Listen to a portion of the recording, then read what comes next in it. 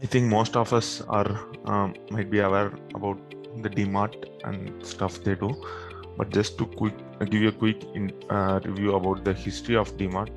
Let me move on to the next slide. So DMart was basically started by Mr. Damani and his family to address the growing needs of Indian family, and they started their first branch in 2002 in Powai. When I made this 50, I think it was 2 weeks back. At that time in their site, it was showing 294 stores. Now when I went back, I have seen as per today, they have like nearly 3, not 2 stores spread across the 11 states.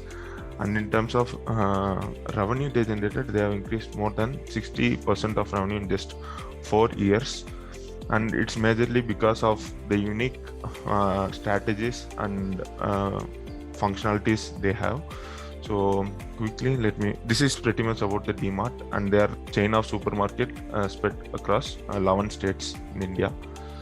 This is a quick intro about DMart. Now let's move on to more into business model and their revenue streams and things like that. So what makes a DMart unit? It's basically the business to consumer model.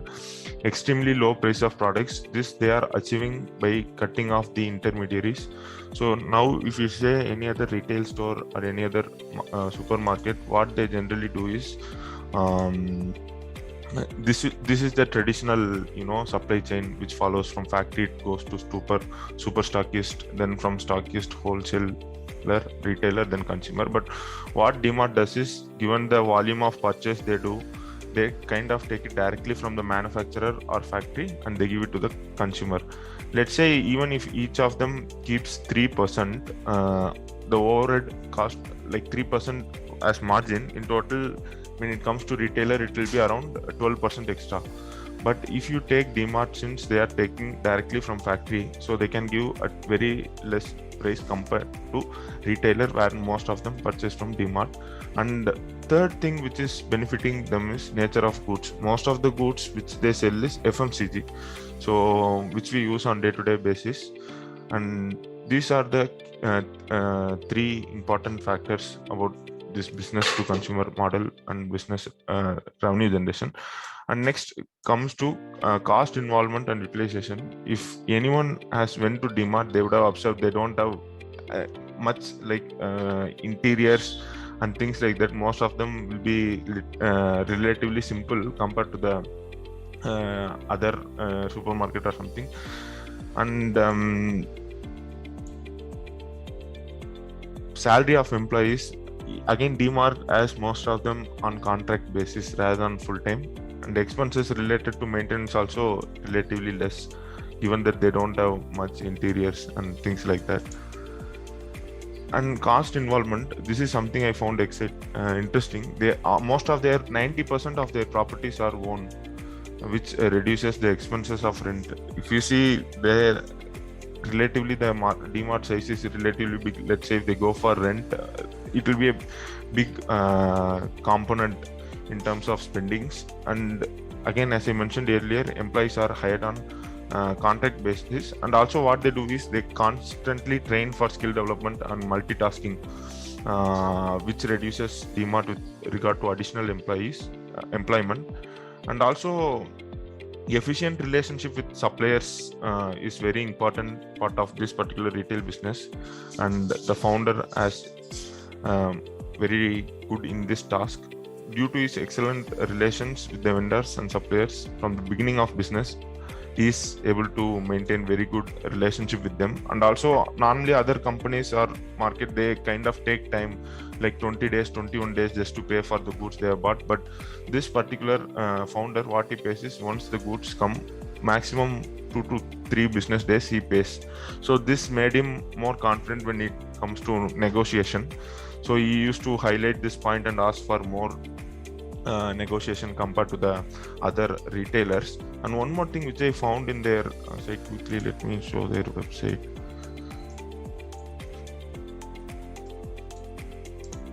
So that is this particular column, partner with us. So wherein if you have land, you can just fill in the details related to where it is located and things like that, and they will be open to either purchase or lease.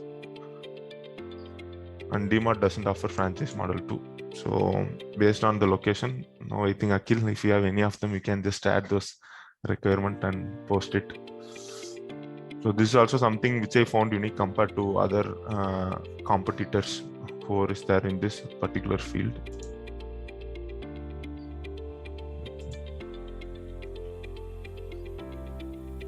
And next, knowing the customer. So the most successful marketing strategies for DMart is basically the discounts and the offerings they give, and the word of mouth marketing. Here, what do I mean by word of mouth marketing? Let's say if some of us go and if we purchase looking at the heavy discount and price they have, we'll kind of tell it to our colleagues or friends. So in that, they found that to be more rather than commercial marketing. And inexhaustible availability of product. Let's say if you say anything from A to Z, they will have all of those. And knowing the pulse of customers, as he is more aware about the Indian customers who will be looking for more discount. So his main motto was entirely about one thing: giving more discount, increasing the volume of business. So this is what he has been doing for years and more successful in this market. And next, about the DMart, slow and steady wins the race, as it says. It has never incurred loss in past 12 years, and also opened relatively lesser stores every year. If you look at its competitors, who kind of Reliance Digital, they opened like 431 stores in a year. But most of them, those spaces were rented out, and they were on not on trouble, but not as profitable compared to DMart. But if you see this DMart, they are more into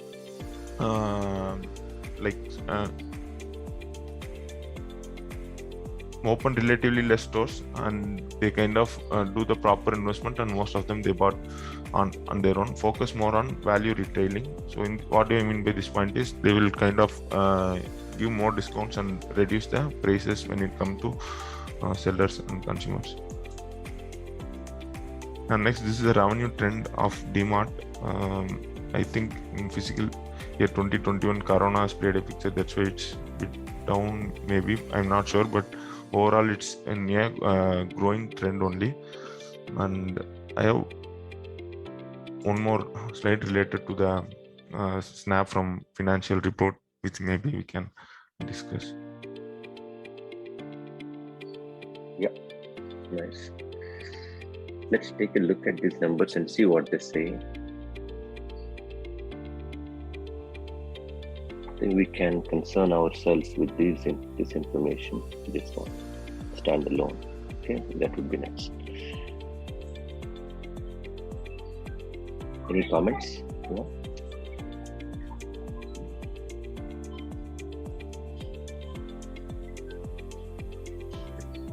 Just trying to understand the other incomes field there.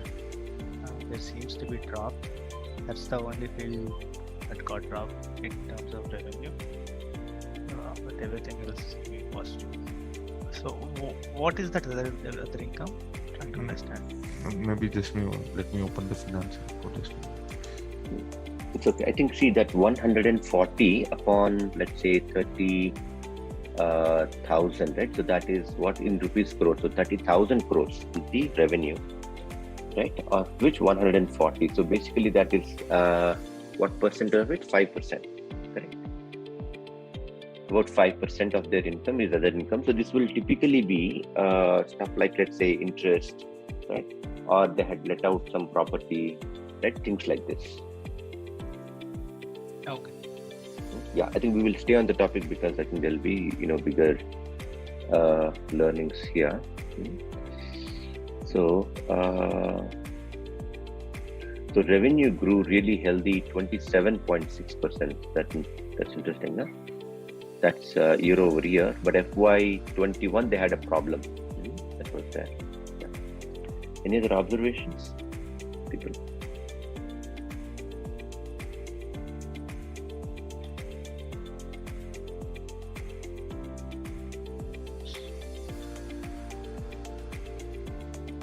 The profit margin also has increased. Profit margin increased. What are the numbers? They have added the percent towards the end. So the net profit margin, is that what you're looking at? Yeah. I think if you just annotate, I think it will be helpful. I'm not sure. I have the option here. Access. Okay. I thought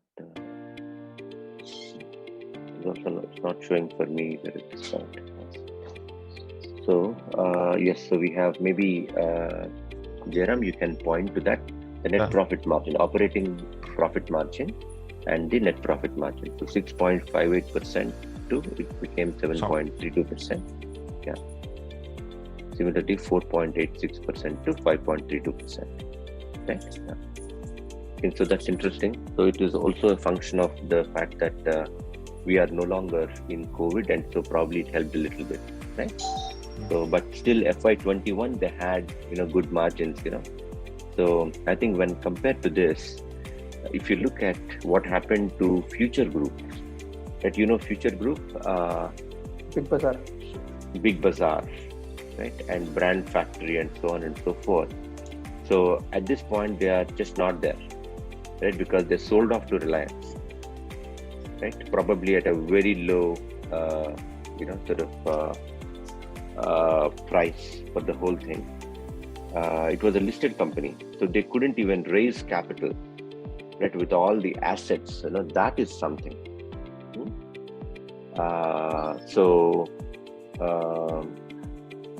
They had, I think, Future Group hardly had any online presence at that point in time, and frankly, I think these days it is relatively very easy to get something up and running. Maybe it won't work great, but it will work for sure, right? Because in a matter of 5 minutes, we can set up a shop these days. That's the world that we're living in. But still, they had to, just wind up or sell out, as opposed to that. And if you look at it, the DMart is also as much physical, right? And DMart also had very limited online presence. They managed to get deliver some online during COVID. I'm not sure if anyone tried. I had tried actually. So they had, it was very clunky. The website was clunky, and the delivery was also not that great. In fact, they would deliver something which was like, I think some of them they didn't deliver, or they just gave a refund of some of the items, etc. That kind of a thing has happened. Not a great experience, but they delivered eventually. So in FY21, also making relatively good profit. We don't know what it is in FY20, which is pre-COVID, but to have that kind of a margin is commendable. Right? Because we know that they'll have very low margin for sure. There is no question about that part. But being able to be resilient is a great thing. So if we look at the finance cost, it's very less, right? So it's like 39.6, and when you see the debt to equity ratio, it is like 3% only. So they're mostly equity oriented. And if you see the mostly equity oriented means that they did not have to, they did not take loans. That's what you're saying, right? Yeah. Okay, that's good. And the profit from every year's operation fuels it for the next upcoming periods as well. So it will be going back into the business. That is where they are able to stabilize it. And then this, you see the debtors turnover, right? That is credit sales by average receivable, and that has come down. So either the credit sales have come down or the receivables have gone up. So I don't know which one is true, but so it has come down from 261 to 138. So debtors turnover, right? So what this is turnover on sales, on debtors. Is that correct? Yeah. So it will be credit sales by average receivables. Okay, so that was 261, and it came down dramatically in FY22. I wonder why. It almost came to half. They gave the note underneath saying change in debtor turnover due to increase. Okay, nice. So it should increase in receivables. That it essentially means increase in receivables only. But why did the receivables go up? See, if you look at DMart, right? It's all cash basis. You go, you pay, and you take. Right? Debtors means what? Somebody has sold. Somebody purchased from Mart and they did not pay yet. They're going to pay in near future. Right? We are not aware of any of the credit sales that they have. Probably their land leases or property leases, if they had leased it out and because of COVID, there was this break, right? They did not pay rent. So no, there it is not their sales. That is their creditors. Right? If they have not paid yet, so that is not called debtor. They are a debtor to somebody else. So this, for the moment, I'm not able to understand why it happened. It is possible that they have some company transactions as in companies as customers, and they are giving credit to them. That's a possibility. So if there is an increase in such sales, probably there is a possibility of this happening. Because, have you ever tried going there and asking for credit? I don't think they'll give it to you. Maybe some small shops, if they buy in bulk, they might act as a... Probably, yeah. We don't know what the reason is. Small shops, or so. Yeah, they are definitely giving credit at this point. That is what it shows. Yeah. Right. 261 is a very big number. 261 means what? For every 100, right, rupees of sales that they have made, right? So they have what? 0.25 credit sales. Is that correct? Yeah.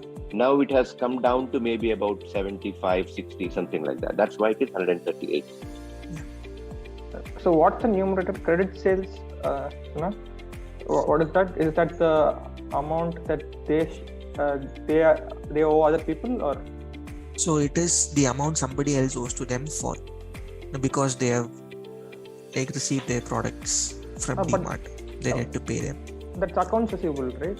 No, so basically, how many credit sales you have done, the No, amount I'm not divided so by sure how if much it is is credit receivable. sales. Sorry, Sinha. So I don't think it is credit. It is the total sales. Okay. That's the reason why it has come down. Okay. Right. In any case, so the turnover, right, which is revenue from operations, you can see that, right? So 30,352 crores. So that's the numerator. Okay. In the denominator is debtors. Debtors as of the end of FY22. Debtors means they have sold something to them. They have not collected any money yet, right? And that money is yet to be received. So whatever is the amount as of the end of that year, that's the amount they have. So please continue. Yeah, and the inventory turnover seems to be really high. That shows the operations efficiency that they have. It's like, so for every sale, so basically it's the amount of sales divided by average inventory, right? And that is 12 times. So if they have 100 crore of inventory, then they make 100 crore into 12 times sales. Right? That is pretty. So it means that they're stocking up again and again, right? So they have a limit. They have a limited inventory and they make, and they're so efficient that they're able to manage so many sales with just this limited inventory. The higher the inventory turnover, the more efficient your operations is. So inventory, is it like fixed for each? Like inventory can change month to month, right? So yes, it will change. Yeah. So that's why they take the average inventory for the period. Yeah. Okay, got it.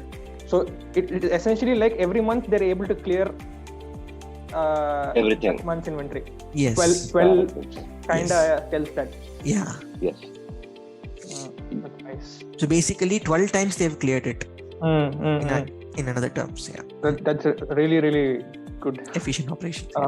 Because I've seen shops I go in 2 years before inventory is there. Hope they're not medical shops, Sanjay. No, not medical shops, but joking. Supermarkets. Yeah. That's true. Nobody's buying, they're stuck with inventory. So getting stuck with inventory is one of the biggest killer of businesses. Right? One of the biggest killer is they have purchased, which is a very easy decision to make, but they have not been able to sell to someone else.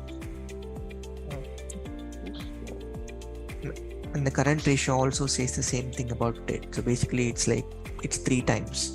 So there's no problem with cash, like liquid cash or debt as well. So the company is very stable. Current ratio is just let's recap the formula. Current assets to current liabilities. Current assets to current liability. Current assets means those that you can easily liquidate. Yeah. Right. So that is includes cash, includes anything that short-term loans. Short-term loans that you will receive within a year, divided by similar thing that you have to pay out. Right. So which means that they have enough and more than they owe. That is what the current ratio is saying. And compared to that, I just want to quickly tell you, today in the morning there is a news that there is, based on FTX's demise, there is another company which is likely to go bust shortly. That's what people are saying. And they're going around the world trying to raise $1 billion just to stay afloat. Right, so that's the other side where if you look at their current ratio and all, it will be like 0.005 or something like that.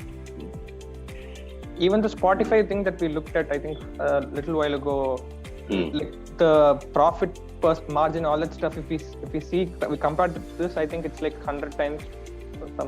A lot of differences there. The margin was very, very, very small. Correct, exactly. That's right. They hardly make any profit at all. Right, they're making losses.